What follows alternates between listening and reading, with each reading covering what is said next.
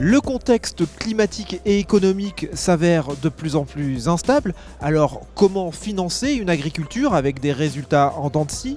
Comment assurer ses revenus et ses récoltes? Élément de réponse avec Groupama et le Crédit Agricole.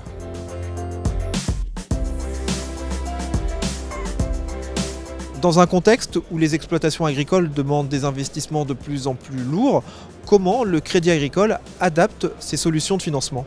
Alors tout d'abord, on va adapter les solutions en fonction des demandes de financement des projets. Donc ça peut être des durées qui seront variables en fonction, par exemple, si ce sont des cultures, si c'est un projet d'investissement comme du photovoltaïque, si c'est un projet de plantation qui va demander des différés puisque les fruits vont arriver au bout de 4 ou 5 ans. Et donc du coup, ces projets-là, il faut savoir les financements sont toujours avec des possibilités de modulation. Modulation à la baisse ou à la hausse des annuités. Donc comme ça, une année où c'est délicat, l'exploitant agricole peut moduler à la baisse ses annuités. Une année très très bonne, il peut moduler à la hausse. C'est 30% pour un agriculteur classique, 50% pour un JA. Alors on le voit, les agriculteurs subissent de plus en plus d'aléas climatiques qui font varier le revenu. Est-ce que le financement proposé par le Crédit Agricole dépendra aussi d'une assurance récolte? Non, on ne peut pas assortir un financement avec une assurance récolte. Le conseil sera donné. C'est évident. Quand on fait une approche globale d'une exploitation agricole, on regarde, c'est vrai, les projets d'investissement, les financements, mais on va aussi aller donner du conseil de sécurisation du revenu, tant pour sécuriser les aléas, pour faire en sorte qu'il y ait une couverture des aléas, mais sécuriser le revenu de l'exploitation, sécuriser le revenu de l'exploitant, parce que s'il vient à être malade, comment il est couvert, sécuriser sa famille, s'il vient à disparaître, qu'est-ce qui se passe. Donc tout ça, ça fait partie d'une approche globale, mais on ne peut pas sortir un financement avec l'obligation d'assurance. Ce n'est pas possible.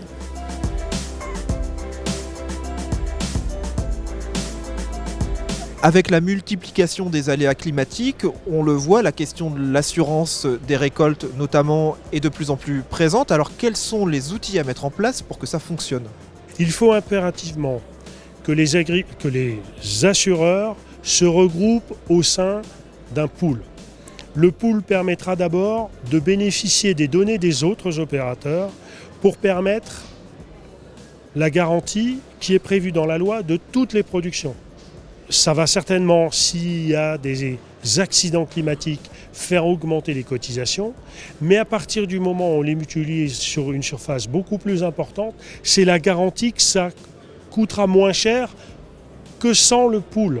Les réassureurs, depuis 5 ans, perdent de l'argent sur le dossier climatique dans son ensemble, climatique récolte, climatique tempête, orage de grêle, au niveau global, au niveau mondial.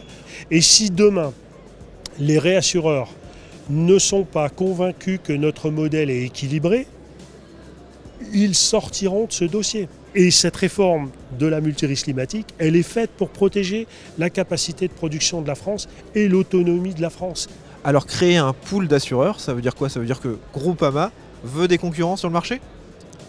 Oui. C'est permettre à tous les assureurs d'avoir une profondeur d'expertise pour pouvoir tarifer justement une garantie. Et d'ailleurs, c'est le pool qui va tarifer. Le tarif technique de base sera le même pour tous les opérateurs. Mais est-ce que ce sera le même tarif pour tout le monde? Non, parce que des entreprises sont plus réassurées, mieux réassurées que d'autres. On a des entreprises dont l'efficacité d'expertise sera meilleure. Tout ça, ce sera au bénéfice de l'agriculteur. L'action des banquiers et des assureurs ne concerne pas uniquement les agriculteurs. Le financement de l'agriculture doit intéresser tous les Français.